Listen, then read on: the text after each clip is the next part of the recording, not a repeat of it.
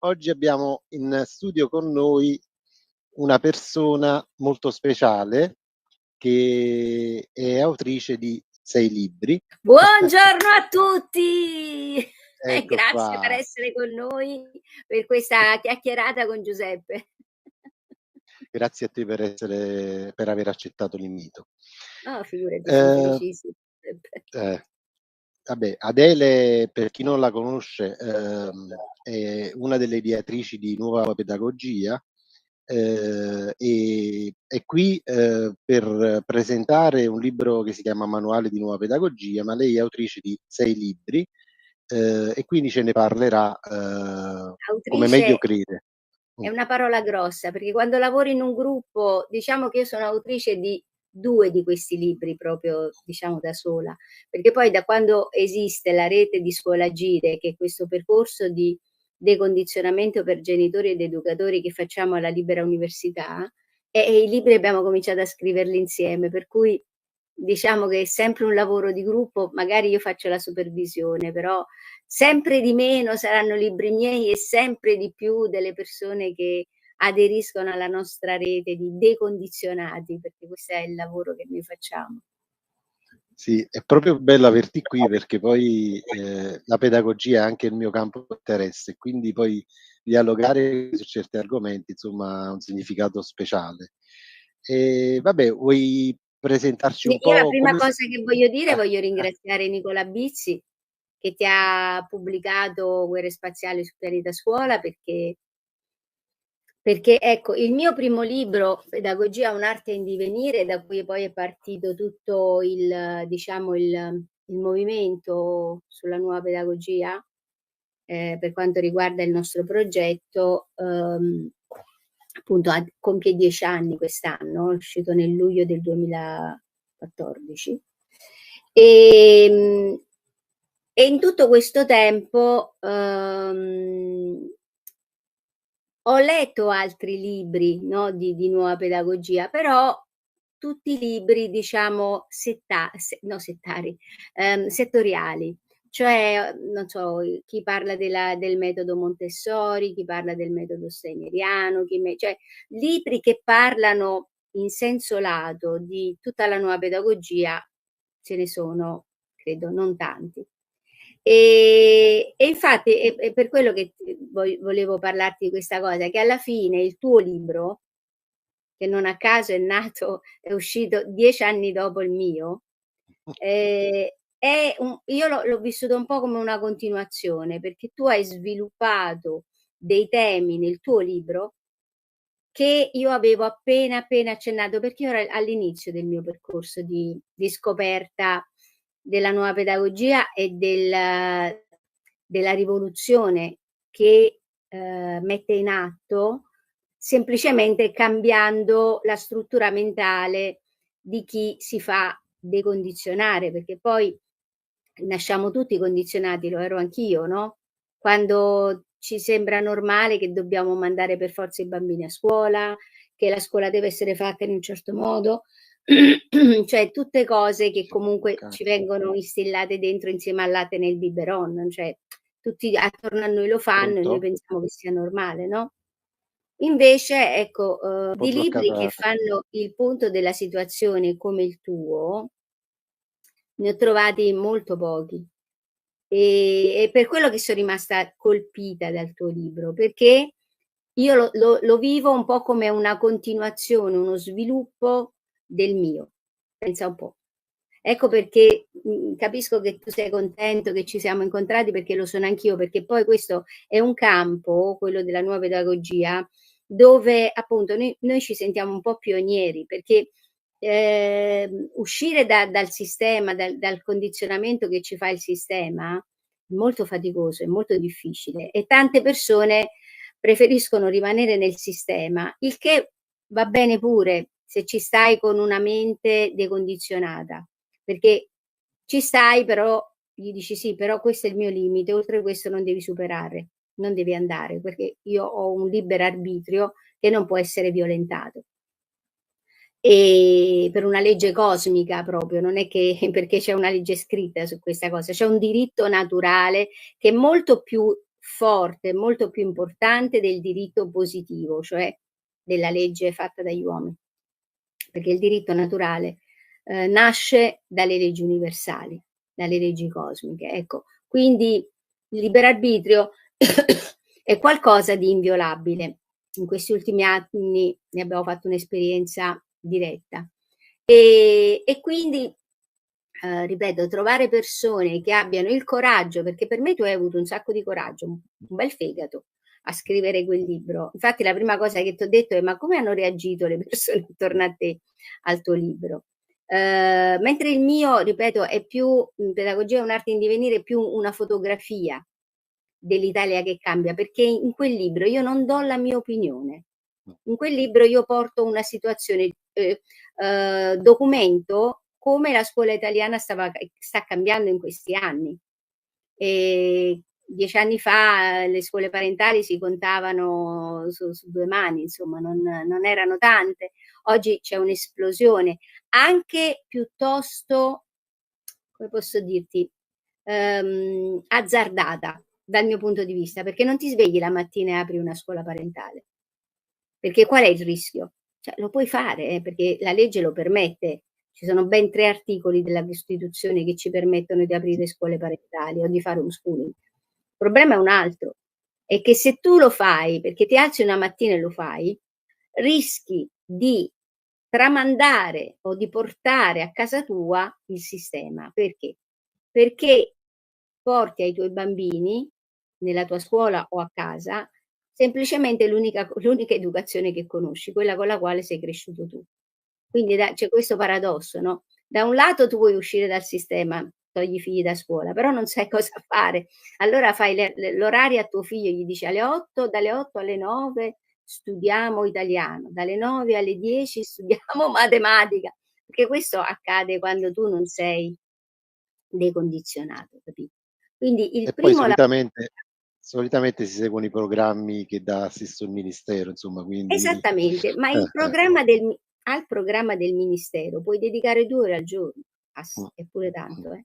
Infatti i bambini che fanno le scuole parentali sono molto più avanti, cioè gli insegnanti che fanno gli esami a fine anno ai bambini delle scuole parentali sono più avanti del programma del ministero, capito? Perché il programma del ministero è talmente povero, talmente circoscritto, che in 2 ore al giorno l'hai bello e finito, capisci? Quindi, è per questo che ti dico, i bambini hanno bisogno di persone, di adulti che sanno quello che fanno, che sono consapevoli del loro ruolo, che sanno cosa significa una scuola parentale o un homeschooling. E purtroppo l'adulto è, diciamocelo, noi adulti siamo poco umili. Io per esempio una cosa che mi è capitata, e te la dico perché è una cosa che è importante da sapere, soprattutto per chi ci ascolta. Durante l'emergenza sanitaria, molti insegnanti mi hanno scritto, mi hanno telefonato, chiedendomi perché non volevano sottoporsi giustamente a questa costrizione illegale che veniva fatta, volevano venire a insegnare nelle nostre scuole di nuova pedagogia. Al che io dicevo loro: "Sì, va bene, ma che tipo di preparazione avete?" Siamo laureate al MIUR. Ecco, allora dovete sapere che il fatto di essere laureate al MIUR per noi è un problema, perché vi dobbiamo decondizionare 2 volte. Cioè è più difficile il lavoro se sei pure laureato al MIUR, perché il MIUR t'ha messo nella testa un sacco di roba che a noi non serve. E abbiamo delle insegnanti che hanno fatto il percorso di scuola Agire, si son decondizionate e fanno progetti sia dentro che fuori le scuole, perché poi è una modalità, la nuova pedagogia è un cambiamento di prospettiva che riguarda la tua vita personale, capisci? E quindi ce l'abbiamo le insegnanti che umilmente, hanno fatto il percorso che dura circa 1 anno, no, 1 anno di lezioni online, Poi abbiamo anche dei laboratori dal vivo, però il grosso è la formazione online. Ma tanti hanno detto: no, io sono già formata, sì, formata o deformata. Cioè, e se effettivamente ti hanno ben confezionato e tu pensi di non avere più niente da imparare. E invece non è così, perché noi impariamo finché campiamo. Quindi ci vuole anche l'umiltà per fare nuova pedagogia. Ci vuole anche il dire: "Okay, ho imparato tante cose che però in queste scuole non serve". Ecco, questo diciamo è un po' quello che è successo in questi anni e, quando abbiamo creato poi, son 10 anni che facciamo questo percorso, si è creato un bel gruppone di attivisti che in tutta Italia, persegue, vari tipi di progetti, perché non è che fai nuova pedagogia e poi fai per forza la scuola, no. Cioè per esempio l'esempio che io porto più è quello di Elisabetta di Viterbo che fa ippoterapia coi bambini, cioè non ha aperto mica una scuola. Lei impara ai bambini ad andare a cavallo, insegna ad andare a cavallo e quindi lo fa adesso che conosce la nuova pedagogia in un'altra maniera. Questo per dirti come la declinazione della nuova pedagogia è enorme, perché è la vita, è una cosa che riguarda il nostro modo di vivere e quindi l'applicazione è varissima. Quindi con queste persone con le quali, con i nostri attivisti, abbiamo creato, diciamo, un piccolo gruppo di creativi, neanche tanto piccolo, tipo 40 persone, che hanno deciso, perché l'altra domanda è: "Okay, tu ci dici Adele che non vanno studiati, non vanno letti i libri della scuola, perché comunque veicolano i messaggi del sistema, no, l'Agenda 2030, tutte queste robe. Okay, cosa dobbiamo leggere? Cosa ci consigli di leggere?" E effettivamente, per quello che ti dico, non è normale trovare libri come i tuoi. Effettivamente guardandosi attorno non c'è tanta roba. E allora abbiamo deciso di scriverli noi. Per cui questa nuova pedagogia, viene declinata in tante cose che ci ha fatto fare dei progetti editoriali, che ne so, riguardo al teatro, che è un grandissimo strumento di nuova pedagogia, quello che noi chiamiamo teatro evolutivo, oppure abbiamo scritto un libro di fiabe.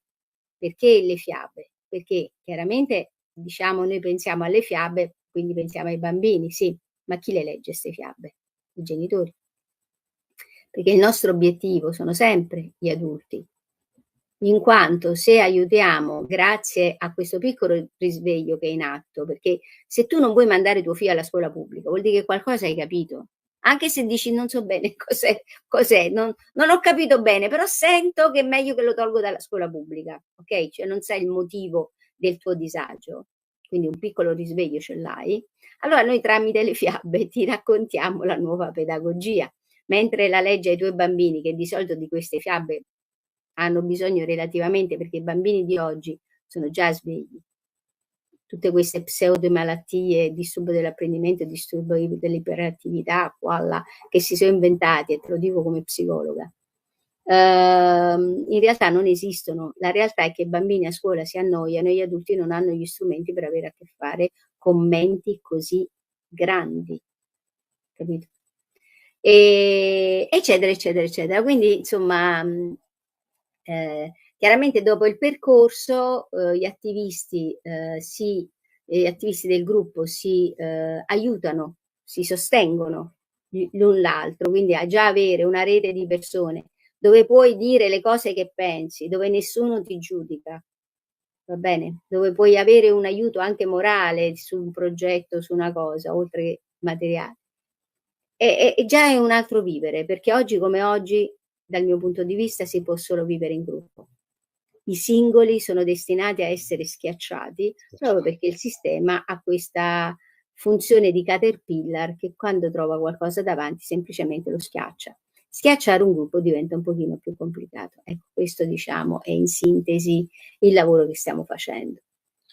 Ma anche per la circolazione delle informazioni, perché poi in questi anni lavorare in gruppo ha significato questo, cioè tu mi passi un'informazione, io arrivo prima su una cosa e viceversa, no.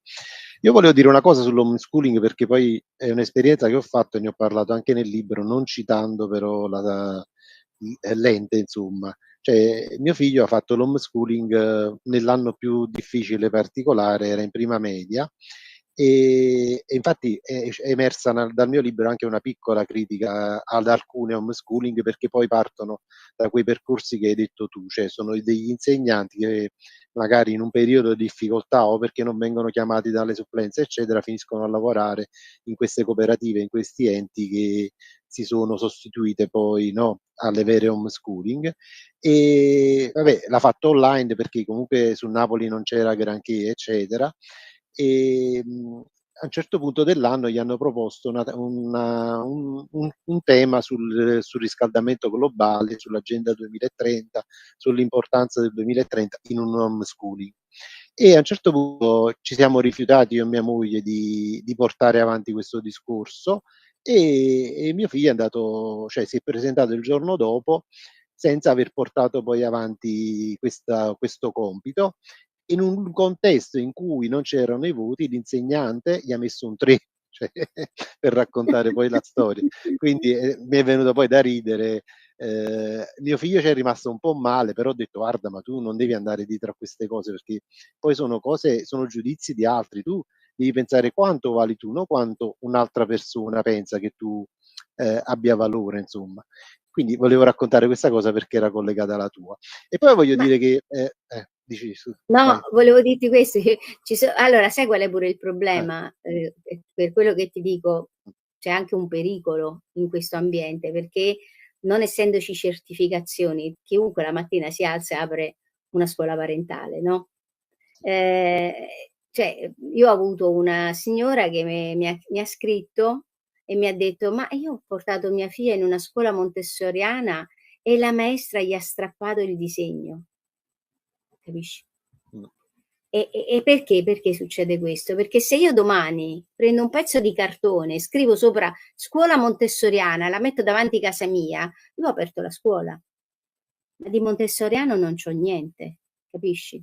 sì. Per quello che dico ai genitori, ed è questo fa parte del percorso di decondizionamento, noi spieghiamo anche come visitare le scuole e capire se sono veramente montessoriano, ce l'hanno solo scritto sul portone.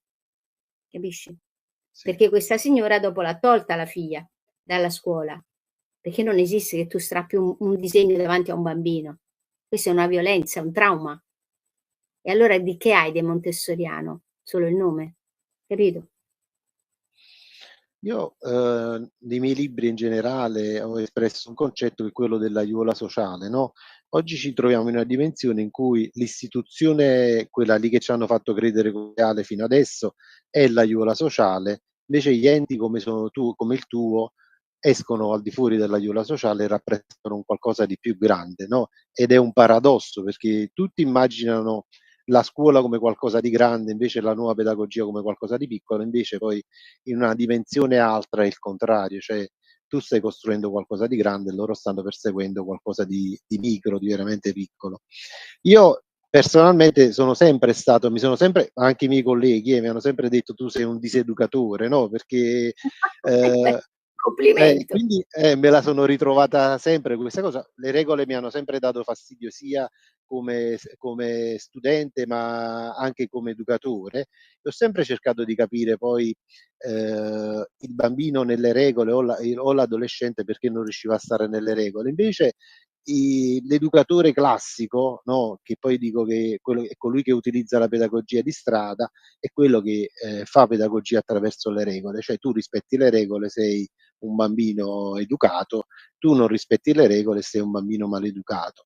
E bisogna lavorare anche su questo, ma dando anche poi dei modelli di scienziati sociali che veramente ce l'hanno raccontate, no, le teorie, funzionali poi per la crescita del bambino. Allora guarda, 2 cose. La prima, la Libera Università di Nuova Pedagogia, dopo anni di studio su come fondarla, perché io prima avevo l'associazione, poi ho avuto la cooperativa, tutta roba che ho chiuso, adesso è un trust internazionale con sede in Svizzera. Cioè abbiamo voluto avere una sede internazionale. proprio perché vogliamo un po' anche qui uscire dalla forma mentis Repubblica Italiana, perché quello è. Quindi questa cosa ci dà l'opportunità di pensare in grande, di non sentirci, noi non apparteniamo a, ci sentiamo parte del mondo, non probabilmente dell'universo, non neanche, quindi la nostra azione non è un'azione a livello solo nazionale. E per quanto riguarda invece l'educazione o le regole, nelle scuole libertarie, che sono le scuole che seguono meno le regole di tutte le altre, ogni settimana si riuniscono i bambini con gli insegnanti e i genitori ogni settimana, una volta a settimana, e fanno le regole. Cioè si autogestiscono e quelle regole, se vengono trasgredite, quindi delle regole create dai bambini stessi, perché il voto è uno, cioè ogni bambino ha un voto e gli adulti quasi sempre sono in minoranza, va bene? Quelle regole, se vengono trasgredite, ci sono pure le punizioni, sempre stabilite dai bambini. Quindi non è che noi possiamo vivere in un mondo avulso dalle regole, perché se vogliamo, anche se noi diciamo siamo anarchici, ma anche gli anarchici hanno una regola, una legge, è la legge naturale, che prevede che tu non devi rubare, non devi uccidere, cioè ci sono le regole per vivere sul pianeta, ma una cosa è seguire le regole più alte dell'essere umano, e una cosa è seguire quelle lì che ti vengono dai ministeri, fatti da entità che secondo me non conoscono né la scuola né la psiche umana. C'è gente messa là che fa tutt'altro che fare scuola. Quindi alla fine una cosa che voglio dire, mia figlia è cresciuta secondo le regole della nuova pedagogia ed è andata alla scuola pubblica. Io, essendo una madre single, non avevo la possibilità di tenerla a casa perché dovevo lavorare. Eppure tutti quanti, tutte le scuole che lei ha frequentato, che cosa mi dicevano? Che mia figlia era super educata. Perché l'essere umano, se viene messo in una condizione di responsabilità, cioè si autoeduca, capisce la differenza fra il bene e il male, ma secondo te il bambino non sa la differenza fra il bene e il male senza che tu gliela dica? Cioè già nell'essere umano è insito il concetto del bene e male. Per cui dopo, io mi ricordo benissimo quando lei faceva delle cose che faceva degli errori, io le dicevo, vabbè Anna, dai, hai fatto questa stupidaggine, come vuoi ricambiare? E allora lei mi diceva, mamma, allora questa settimana non uso il PC, cioè da sola si metteva in punizione, fra virgolette. E capisci che questa è tutta un'altra cosa rispetto a, cioè lei prendeva atto che aveva fatto qualcosa di sbagliato e da sola diceva, vabbè, faccio penitenza, faccio questa cosa per compensare energeticamente lo sbaglio o comunque la mancanza che ho fatto. Così. Poi mi Vabbè, dicono, mia figlia è super educata, si è educata da sola. non si è educata da sola, la crescita è sistemica, quindi lei è stata sistemica a te, cioè quello che sei tu è diventata lei in effetti, È quindi così. È cosa fondamentale. Noi siamo un modello. Eccoci. Mi vedi di nuovo? sì, sì, sì, sì, sì, no, ci siamo, ci siamo. Ogni tanto va via la linea. Sì. Allora, dicevo, noi adulti, perché noi vogliamo decondizionare gli adulti? Perché i bambini usano fino a una certa età gli adulti come modello. Cioè, perché la mafia tramanda di padre in figlio, tranne alcune eccezioni, un potere, un modello di vita? Perché i figli guardano i genitori. Quindi sei tu che devi fare un cambiamento se vuoi vedere un cambiamento nel mondo. Se no, sta cosa si tramanderà all'infinito. Cioè noi tutti diciamo: "Ah, vogliamo cambiare il mondo, vogliamo fare questo, vogliamo fare quello". Comincialo a farlo nella tua vita. Cambiandolo nella tua vita, i tuoi figli seguiranno il tuo esempio e così hai cambiato un pezzetto di mondo, il tuo. Questo è quello che c'è da fare. Questa è la vera rivoluzione, dal mio punto di vista. Ma infatti ai primi giorni dell'università mi dissero che le scienze sociali erano un riordino in una biblioteca dei luoghi comuni, no, e su questo caso il luogo comune è che la mela non cade mai lontano dall'albero, insomma, no.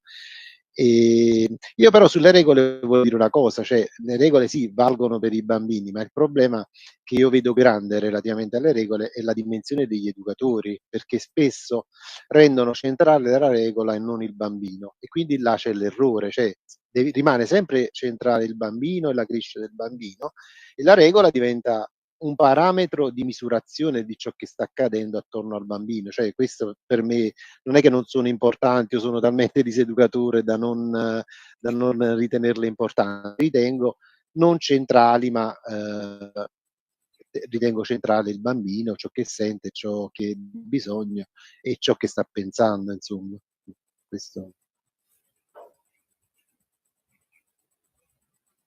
ci sei? Io ci sono, Eh, io ti ascolto. eh. Stai ascoltando me? Io sto aspettando te. No, e quindi tornando pure alla mia esperienza, cioè ho avuto la fortuna di conoscere Giorgio Nardone, che è uno Sì, psicologo genovese che, lo conosco ehm anch'io. mi ha mostrato l'importanza della psicologia del paradosso.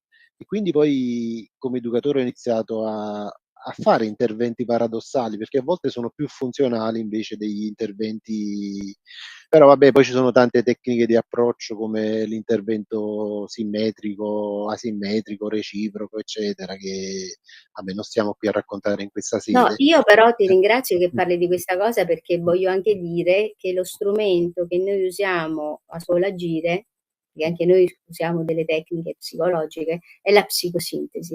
Mh. La psicosintesi di Roberto Assagioli, che è stato il primo psichiatra italiano che ha introdotto in Italia Freud, per poi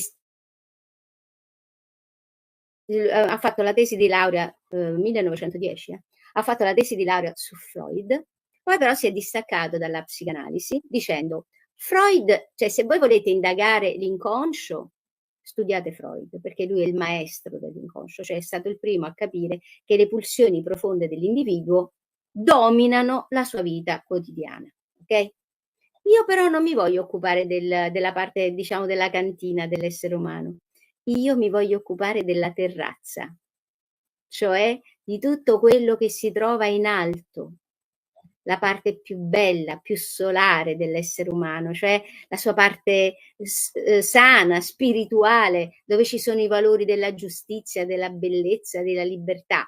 E allora, una volta che io ho incontrato la psicosintesi, è stata talmente efficace nella mia vita, perché ovviamente l'ho incontrata in un momento molto difficile della mia vita, no, che è stata quando il padre di mia figlia mi ha lasciato, la mia bambina aveva 1 anno, e quindi ero rimasta senza lavoro, quindi un momento veramente, difficile, duro. Però quest'incontro ha messo insieme tutti i pezzi del mio puzzle che mi hanno dato proprio una sensazione di immortalità, cioè di poter fare qualsiasi cosa, perché ho capito come rendere concreti i progetti tramite gli atti di volontà, perché proprio il libro di Assaggioli si chiama L'atto di volontà. E quindi qualsiasi cosa che io avrei voluto realizzare, l'avrei realizzata e così è stato. Una volta che io ho imparato a usare questo strumento, mi è sembrato giusto insegnarlo ad altre persone che potevano aver bisogno, perché tutti siamo bravi a dire vorrei, farei, direi, però non fanno niente, cioè non concretizzano. Io invece, diciamo, col mio percorso di decondizionamento aiuto le persone a concretizzare i loro talenti, le loro aspirazioni. E tu capisci che una persona realizzata è felice, che è l'unico scopo per il quale siamo venuti su questa dimensione, essere felici. Quindi il nostro strumento, i nostri metodi si basano sulla felicità. Se tu non sei felice fermati e chiediti: "Perché non sono felice?"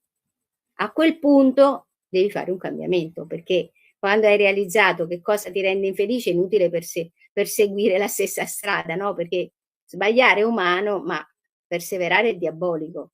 Quindi quando capisci che cosa ti rende infelice devi avere la forza di fare un atto di volontà e di fare un cambiamento. A quel punto vivere su questo pianeta ha un senso, se no non ce l'ha. È vero, è vero. Io anche prima del 2020, che poi è stata una fase importante per tutti noi, no, chi più e chi meno, è stata una fase di risveglio.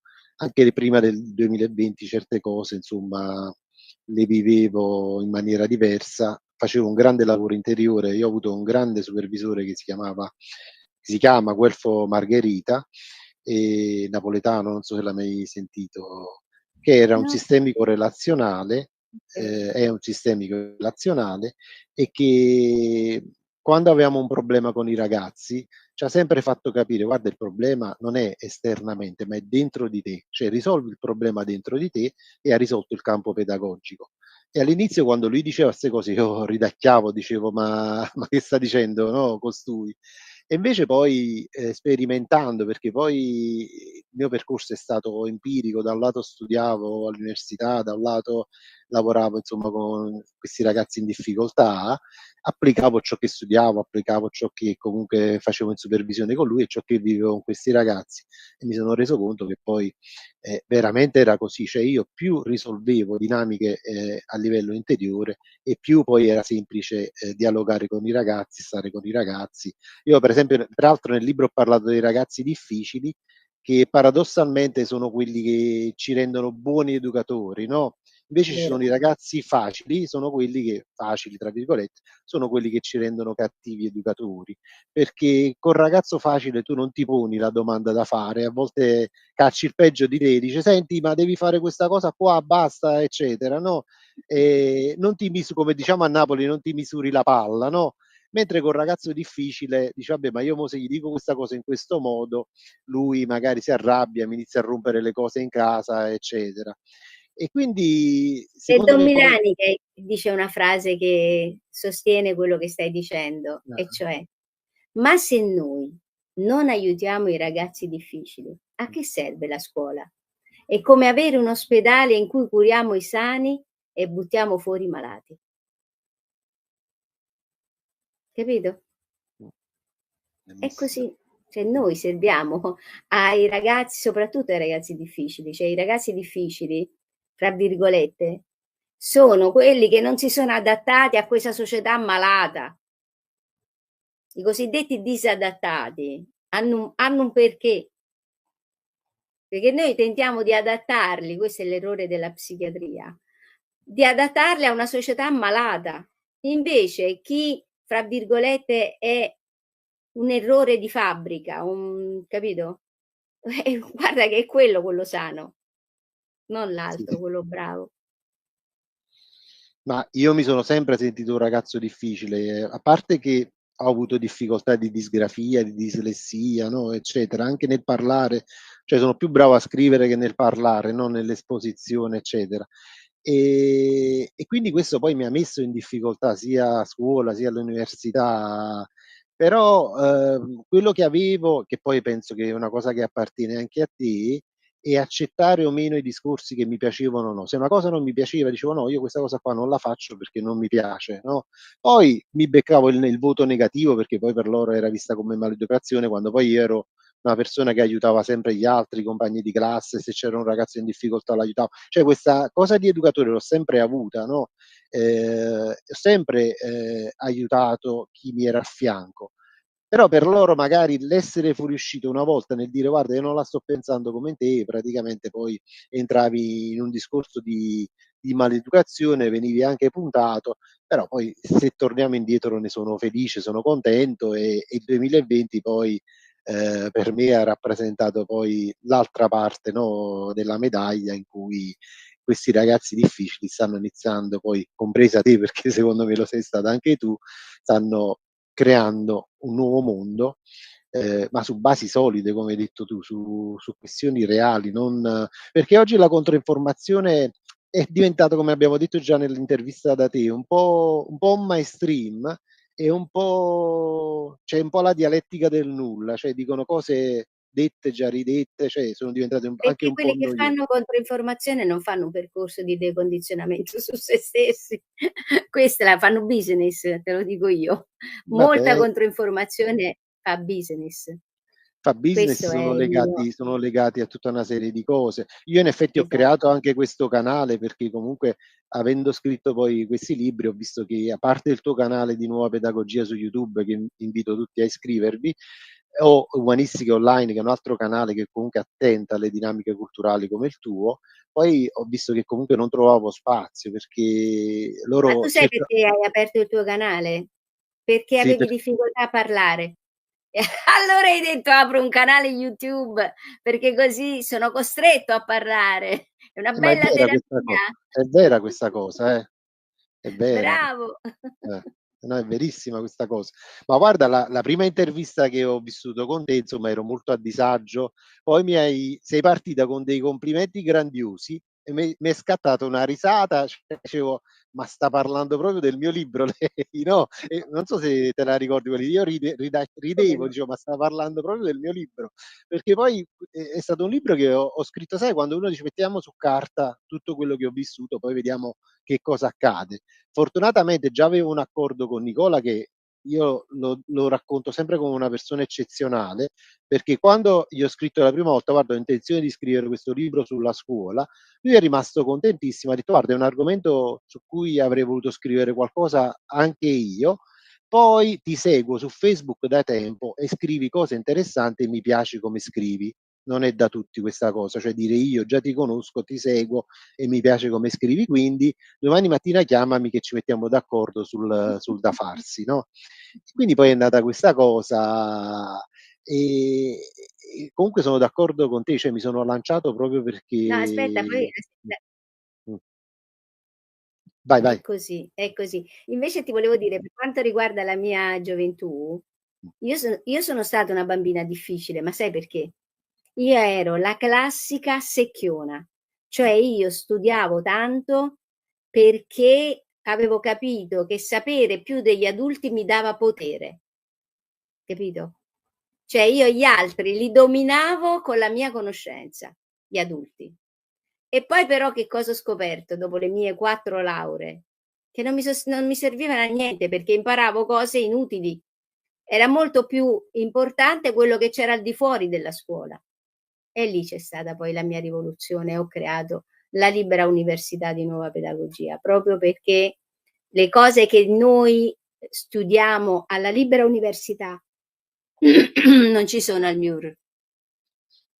Ho condiviso una tua locandina sulla libera università e sul mio canale Telegram ha avuto un successo enorme, perché la gente oggi ha voglia di questo, ha voglia di riscoprirsi in una dimensione nuova, perché, molti, degli iscritti al canale stanno avendo difficoltà a scuola. Proprio 5 minuti fa mi ha scritto una ragazza che ha dei figli e segue, insomma, il canale, mi ha scritto proprio di queste difficoltà, sempre relative poi a questi tamponi, eccetera, cioè che sono rinati ogni tanto li rispolverano. Vabbè, comunque dopo ci risentiremo per vedere un po' come valutare la cosa, perché cerchiamo poi anche di accompagnare con degli indirizzi, eccetera. Con te ci sarebbe da parlare ore. Quindi Ma sei non no, perché non perché con me, è che la nuova eh, pedagogia eh. riguarda tutti gli ambiti della vita. Quindi sai, quando parli della vita è una roba praticamente infinita, quindi non ci stanno lunghezze giuste. Una cosa volevo dire, il manuale di nuova pedagogia, visto che stavo presentando il mio libro e sta per uscire Aspetta un secondo, aspetta un attimo, lo posso sì, mandare in onda? vai. Okay, poi dopo Sono passati 10 anni dall'uscita del libro Pedagogia, un'arte in divenire, che ha dato vita a tutto un movimento di pensiero che abbiamo chiamato Nuova Pedagogia. Tanta acqua è passata sotto i ponti, tanti eventi si sono susseguiti e tante le persone incontrate con le quali ci siamo confrontati sul tema. Poi la nascita del progetto Scuola Agire, un percorso di decondizionamento rivolto a genitori e educatori che vogliono uscire dal recinto dell'educazione tradizionale e la conseguente fondazione della Libera Università di Nuova Pedagogia, che ha la sua sede in Svizzera, in un trust internazionale. Questo manuale nasce da un progetto di scrittura collettiva di 40 operatori di nuova pedagogia. Per arrivare alla sua realizzazione abbiamo applicato la triade pitagorica: pensare, agire, realizzare. Sembra banale, vero? Ma quante volte ci fermiamo al primo passo, sognando o immaginando un progetto che però non vedrà mai la luce? Magari iniziamo anche ad agire per la realizzazione, ma ci stufiamo, ci annoiamo o sopraggiungono ostacoli che ci sembrano insormontabili e che ci fanno tornare al punto di partenza.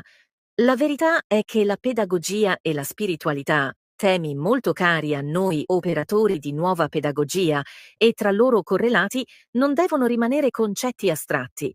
Smettiamo di raccontarci storie aspettando il momento propizio, quello perfetto per iniziare a metterli in pratica e realizzarli. Agiamo ora il manuale della nuova pedagogia. Sta per uscire questo prezioso strumento per homeschooler, educatori di scuole parentali e insegnanti della scuola pubblica, che cercano strumenti alternativi al mainstream. Tiratura limitata. Per prenotare una copia, scrivere a stafflump@libero.it. Scuola Agile. Eccoci qua.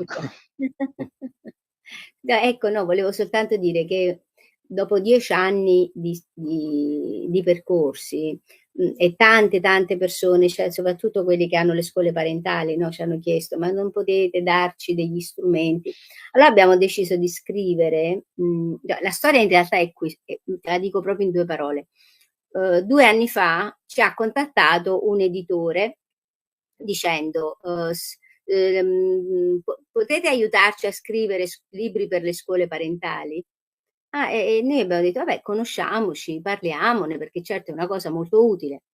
E lui ha detto: "No, perché io sto già lavorando a un libro." "Ah, e com'è questo libro?" Con chi lo stai scrivendo?" "Con maestre della scuola pubblica." "Un libro per le scuole parentali?" "E quindi com'è fatto?" "Ah, per esempio il libro di grammatica c'ha gli esercizi che vanno in maniera, progressiva." Cioè, quando l'abbiamo sentito, cioè praticamente lui non si è reso conto che stava riproducendo la scuola pubblica dentro la scuola parentale. Quando allora noi gli abbiamo detto: "Ascolta, però la scuola cioè le scuole parentali sono strutturate in maniera diversa." E gli abbiamo detto: "Vuoi, partecipare a delle nostre riunioni per capire come funziona?"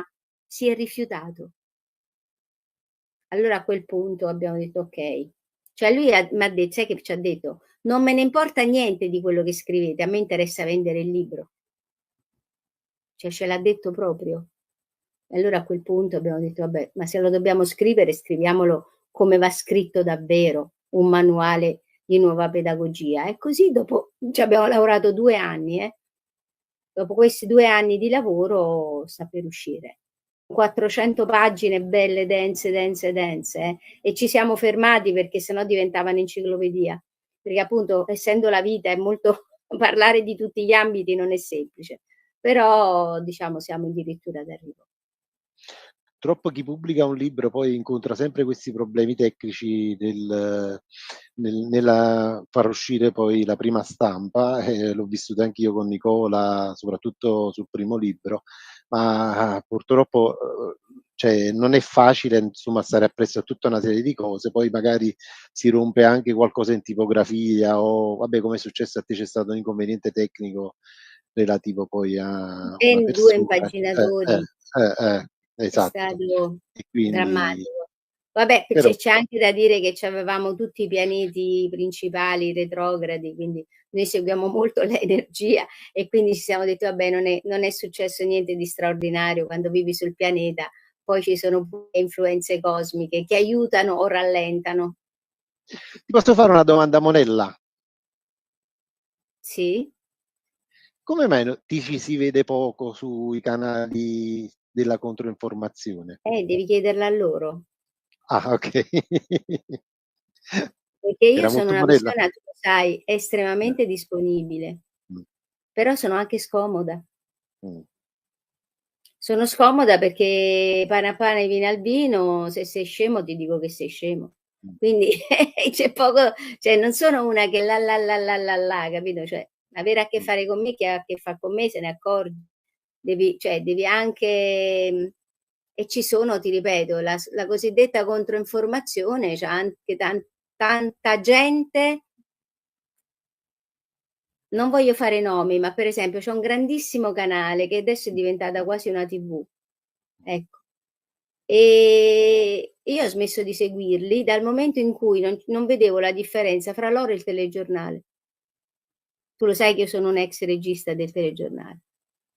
Sì, Per alla fine cui quando ti accorgi che la controinformazione, tra virgolette, vorrebbe semplicemente prendere il posto dell'informazione, allora io non sono la persona giusta. ma infatti ultimamente stanno facendo come i giornalisti o i giornalai dell'ANSA, cioè che copiano le veline dell'ANSA, loro magari si allargano a qualche velina russa, a qualche altra cosa che viene da un paese dell'est, eccetera, e quindi poi portano la news che però è sempre a volte una news di mainstream. Allora, sicuramente alcuni di loro sono in buona fede, Mh, ma ci sono tanti che non lo sono. Infatti anche vedi quello che dico, perché bisogna decondizionarsi? Perché, tutti possono fare controinformazione. Io dico che faccio controinformazione, però bisogna essere in grado di discernere chi la fa davvero e chi no. vabbè, poi c'è anche il discorso dell'uomo vivo e della donna viva, che sono discorsi che non vogliono sentir narrare, insomma, no, perché la questione autodeterminazione ne abbiamo già parlato, insomma. Loro nel sistema ci stanno bene, quindi Sì. nella iola sociale ci stanno bene, loro vogliono crescere in quella dimensione là, poi fanno finta di criticarlo perché nel criticare poi ottengono audience Sta lì il gioco. sì, sì. Ma infatti poi quando è finito il momento di criticare, perché c'è stato un momento in cui c'era bisogno di informare la gente su dove si stava, portare anche aspetti negativi di ciò che stavamo vivendo, c'è avuto cioè ci voleva un salto di qualità in cui mostrare insomma prospettive nuove, ottimismo, il bicchiere mezzo pieno Ma e come invece fai a dare queste prospettive se tu non fai un lavoro su te stesso? E siamo sempre lì. Cioè, se tu hai una visione del mondo grande quanto queste 2 dita messe in questa posizione, cioè questo è il mondo, okay, come fai a dare prospettive? Tu non ce l'hai manco per te stesso. sì, sì, sì. Non ce la fanno, non è nelle loro corde, non studiano, non cioè Senti, il discorso è interessantissimo, però io ho una fortuna che tu hai scritto 5 libri più, il manuale, 6, quindi sì. 5 più il manuale, l'ho detto, no? Sì, sì, sì, sì. Quindi, avrò la possibilità, non ti voglio rubare altro tempo, eccetera, avrò la possibilità, se a te fa piacere, di averti qui, Sicuramente. No, tu lo sai, per cioè io ah, questo lo dico. Io mh, sono andata a tutte le persone che mi contattano, io vado perché io semino la nuova pedagogia, quindi io vado sempre. Il fatto che non mi vedi è perché non mi invitano, quindi chiamami ogni volta che vuoi. va benissimo. Vabbè, poi ci vediamo per quella cosa ogni tanto, insomma, quella diretta su Telegram, ma giusto per Sì, accompagnare anche i genitori su molto percorsi di volentieri. difficoltà, su Molto analisi. volentieri. Eh, Sì, se poi se abbiamo delle domande in diretta, quella è la cosa che mi fa più piacere, insomma, mh. poter dare delle indicazioni precise quando servono, ecco. Anche perché noi questi orizzonti oltre l'aiuola li dobbiamo allargare, pian piano ci mettiamo tutti assieme. Abbiamo in effetti anche una sorta di collaborazione tra più canali che può essere una cosa utile ripartendo sulla cultura, no, perché anche Umanistica Online sta facendo un grande lavoro su questo. Bene. E, vabbè vorrei che ci lasciassi con un bel saluto. Ehm, cosa Come saluto ti viene io da dire? i miei follower. Allora grazie per averci seguito anche per questa chiacchierata e ci rivedremo alla prossima chiacchierata. Arrivederci. No, perché ecco, questa è una cosa del teatro evolutivo. Se Eh, tu non ti diverti a fare le cose che fai, trasmetti sofferenza. Ma guardate che a me piace fare quello che faccio, io trasmetto gioia, perché è la gioia il barometro, la bussola per capire se noi stiamo facendo quelle cose, diciamo, in sintonia col nostro maestro interiore che è l'anima, oppure no. E quindi tutto deve essere improntato nella gioia, se no non funziona. ma io quando chiacchiero con te, cioè l'80% del tempo sorrido, non so se ci fai caso, no, anche la prima chiacchierata fatta con te, cioè io ridevo continuamente, ma perché mi trasmetti questo? Cioè, poi non ci conoscevamo bene, dico: "Ma non è che trasmetto qualcosa di non positivo?" Ma guarda, Però quelli che abitano altri eh, pianeti si eh, riconoscono subito eh, eh. fra di loro. Quelli che scendono da altri pianeti si riconoscono subito. Quindi non ero stupita del fatto che ridevi. Ho capito. Ma infatti ho notato che non hai fatto una piega inso Senti, è stato Eh, veramente bello e un onore averti grazie, qui perché sei una persona di altissimo livello sia culturale che interiore e quindi per me, per un piccolo canale come questo, è stato un onore bontà tua averti Giuseppe, bontà eh, tua. eh. Ci seguiamo in studio dopo e Va mando bene. la sigla finale. Ciao. Grazie. Ciao. Ciao. Ciao a tutti. Ciao. Verso una nuova pedagogia. 30 interviste ai protagonisti. Il cambiamento epocale che stiamo vivendo in tutti i settori della nostra vita impone una rivisitazione del concetto di pedagogia. Mentre aspettiamo un cambiamento dall'alto, cioè dalle istituzioni, ci accorgiamo che esso è già in atto da tempo, grazie al pionierismo di tante persone di buona volontà che hanno a cuore il destino dei propri figli e dell'umanità in genere. Montessori, Steiner, Libertaria, homeschooling, esperimenti vari in Italia e all'estero. Sono tanti coloro che stanno già attuando la nuova pedagogia. Il prossimo passo sarà creare una rete per incontrarsi fisicamente alle tavole rotonde che organizzeremo ovunque per darci l'un l'altro sostegno in questo straordinario momento di transizione, per unire le forze e attuare una riforma scolastica basata su un vero lavoro di intelligenza collettiva.